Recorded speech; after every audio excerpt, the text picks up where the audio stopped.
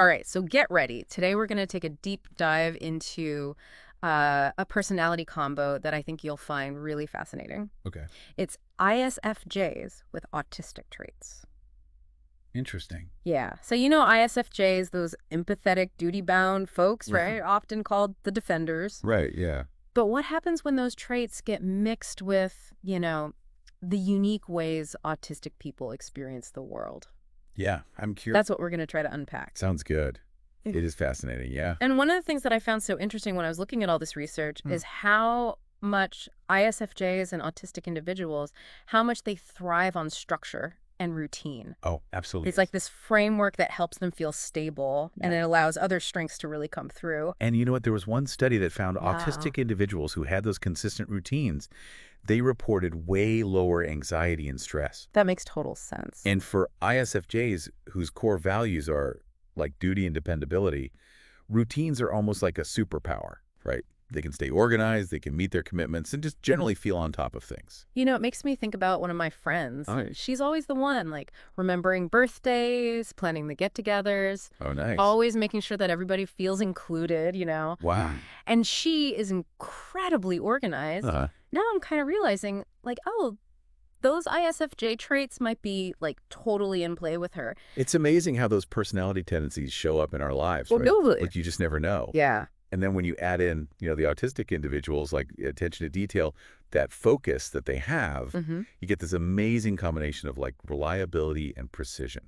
Ugh, what a dream team. If you could put those two together on a project, Oh, yeah. I mean, deadlines met, every detail accounted for, they'd be unstoppable. Yeah, unstoppable. And speaking of strengths, our source material also talks a lot about like practical skills as kind of a common thread. Absolutely.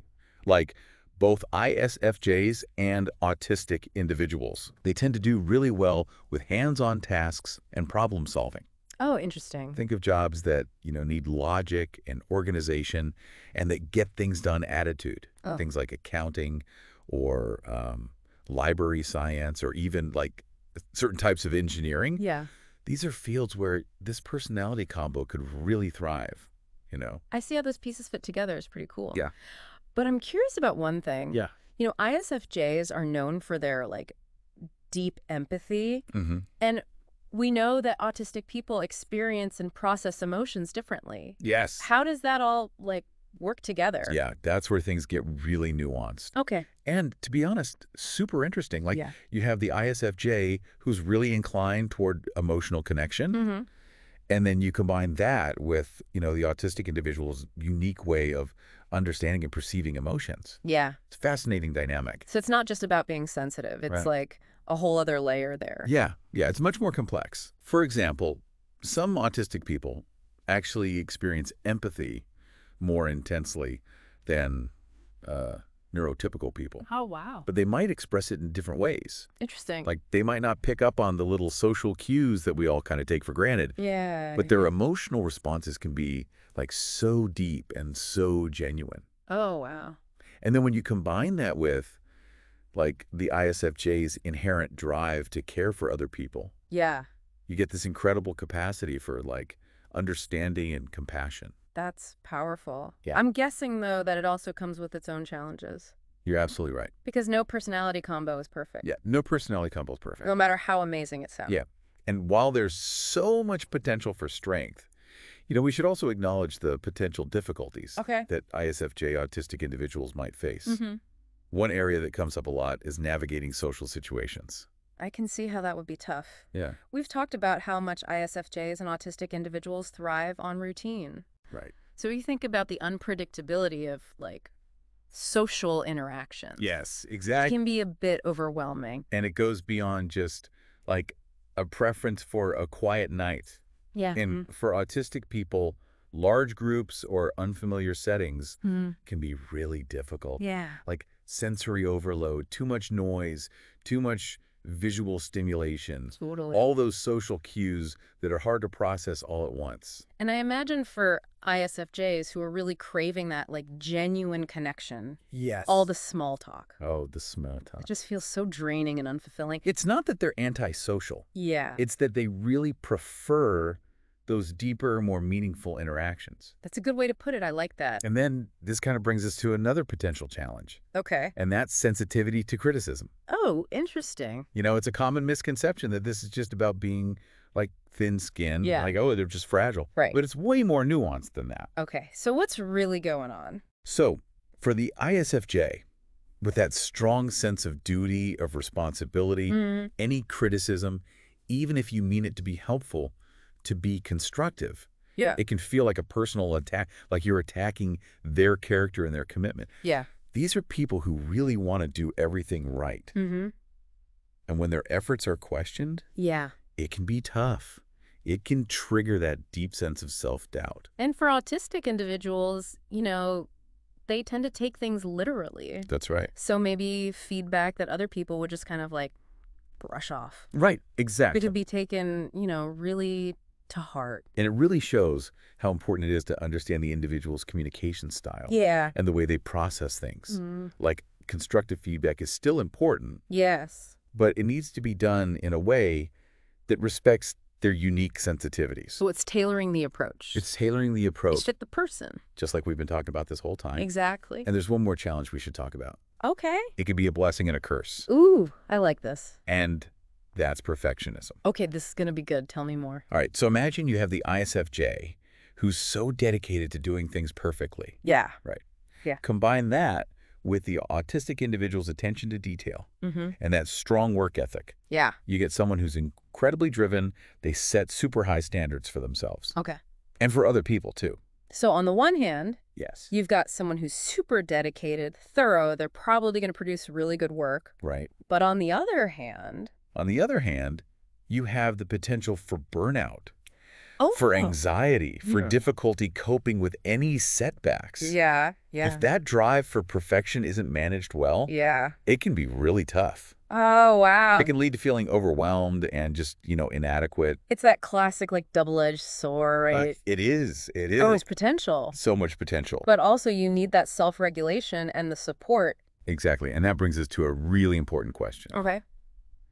How can we best support these ISFJ autistic individuals, That's the big question, yeah. given all these unique strengths and challenges? That's what I want to know. Yeah. Because it's one thing to, understand these traits, these personalities, Right. but how do we put it into practice? Yeah. What can we actually do? Yeah, that's what we're going to be exploring next. Okay. We're going to look at some specific strategies, some actual advice to help you Yes. support the ISFJ autistic individuals in your life. Sounds like we've got a lot more to cover. We do. We do. So stay tuned. So we've laid the groundwork, right? We know that ISFJ autistic individuals are this incredible mix of empathy and practicality and Yeah. a deep need for structure. Hmm. But how do we take all that and actually, support them in real life? That is the question. What can we do? What are the things? Yeah, and the good news is Okay. even small changes Mm. in how we understand and approach things Yeah. can make a huge difference. Okay, so what are some of those things, tangible things that we can do? Well, it all starts with validation. Okay. Remember, ISFJ autistic people, they experience the world really intensely. Yeah. And their emotions, all of them, the positive ones and the negative ones, are so real. Okay, but validation, what does that actually look like? I'm not sure I get it. It's about really listening to Yeah. them, Though. their concerns, their feelings, without judgment, Yeah. without dismissing them. Okay. So instead of saying, oh, you're overreacting, Right. try something like, I can see that this is upsetting you. Tell me more about what's going on. Oh, so you're acknowledging their experience, Yes. even if you don't fully understand it. Exactly. Yeah, I remember one time Yeah. a friend was telling me about a social situation that had really stressed her out. Mm-hmm. And my first reaction was to be oh, it's no big deal. Yeah. But then I was like, wait, that's Wait. not helpful at all. It's better to just listen. Yeah. Let them know you hear them. Yeah, and I just focused on listening and just kind of being there. It's so powerful. It is. Even those little shifts in how we talk to people, Totally. it can make a big difference. So validation, check. What else? What else is on the list of things we could do? The next thing is all about environment. Okay. Remember how we were talking about for autistic individuals, sensory overload can be a big trigger? Yeah, like bright lights, loud noises, just too much stuff happening. Too much stimulation, yeah. Yeah. So creating a calm, organized environment Okay. with predictable routines Mm. can be so helpful. And that could be as simple as like dimming the lights, Exactly. putting on some like noise-canceling headphones. Yeah, or having a quiet space Oh, yeah. where they can go if things get to be too much. You know what's interesting is that those tweaks to the environment Yes. probably help the ISFJ side too. Oh, absolutely. They thrive on that structure, that order. Yeah, minimizing chaos makes everyone feel better. It's like it creates peace. It does. Yeah, and so it's not about catering to one specific thing. It's about the whole person. Yeah, it's supporting the whole person. The whole person. And speaking of that, Okay. we can't forget about self-care. Oh, self-care, that's a good one. Always a good one, right? Yes. What kind of strategies work best for this personality combo? Yeah, what should people be thinking about? Well, the source material highlighted a few key things. Okay. Number one, routines are super important. Routines, like we've been talking about. Yeah, having a predictable schedule can really reduce that anxiety. Okay. It helps create that stability. So like setting specific times for meals Yes. and sleep. Work, Even fun stuff. even leisure activities. Just like make a plan. Create those anchors throughout the day. Yeah. And then also... For both ISFJs and autistic individuals, time in nature Oh, interesting. has been shown to be so beneficial. I can see that. Whether it's a walk in the park, or gardening, or even just sitting under a tree, Yeah. nature can really soothe the nervous system. It's like a reset button. It is. You know, it's funny because I'm like such a homebody, but even I can feel the difference when I spend time outside. It's amazing how much we overlook that, right? We do. In our busy lives. Yeah, for sure. Another self-care strategy that works really well Okay. is encouraging creative outlets. Oh, tell me more about that. This could be anything, like writing or painting, drawing, playing music, Okay. crafting, building, anything. Really? Anything creative? Anything that lets them express themselves, Yeah. tap into their imagination, and just de-stress. I love that. It's about finding those activities that spark joy Yeah. and let them use their talents. Because we've talked so much about the challenges. We have. And it's good to know about those. It is. But let's not forget about all the amazing strengths. Absolutely. Yeah. It's easy to get caught up in trying to fix things. Yes. But what's really important is appreciating people, empowering them. Yes. These are people who are incredibly loyal, Yeah. hardworking, detail-oriented, and so empathetic. Okay. So how do we help them shine? It starts by recognizing their contributions, Okay. the big ones and the small ones. Yeah. Let them know that you see it, that you appreciate their reliability, their attention to detail. Our hard work. Yeah, their unique perspective. It's so important. Don't just focus on where they need to improve. Right. Focus on what they're already great at. Because we all need to feel seen and appreciated. Yes, we do. And for ISFJ autistic individuals, that affirmation. Oh, it can be so powerful. Yeah. And it's not just about making them feel good. Right. It's about recognizing the value that they bring. Yeah. Their unique combination of traits lets them contribute in ways that other people just can't.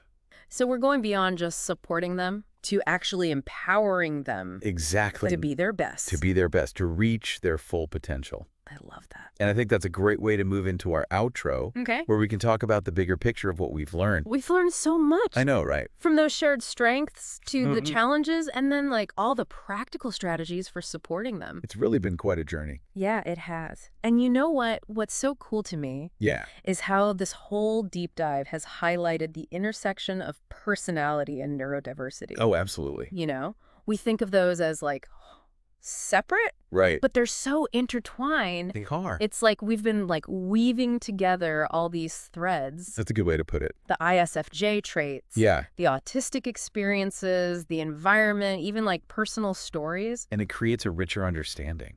It does. That's what I love about talking about this stuff. It challenges us to go beyond those labels, you know, to embrace the complexity. Like nobody's just one thing. Exactly. Everyone's unique. And they deserve to be treated that way.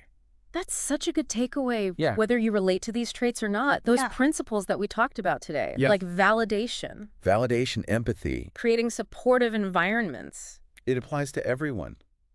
You know, it's making me think Yeah. about how we can apply this like in our everyday life. Oh, yeah. Like at work. At work? At school? At school, with our families. With our families, yeah. Just with everybody. It's about creating a culture of understanding and acceptance. Yeah, so if you're listening and you're thinking, hey, some of this sounds familiar, go and learn more. Learn more about ISFJ traits? Yeah, learn about autism. There are so many great resources. Books, articles, websites, support groups. It's all about learning. Yeah, the more we learn, the more we can create a world where everyone feels seen. That's it. Where they feel valued. And empowered to be themselves. So well said. And on that note of empowerment and discovery, we're going to wrap up this deep dive. Awesome. Until next time, happy exploring.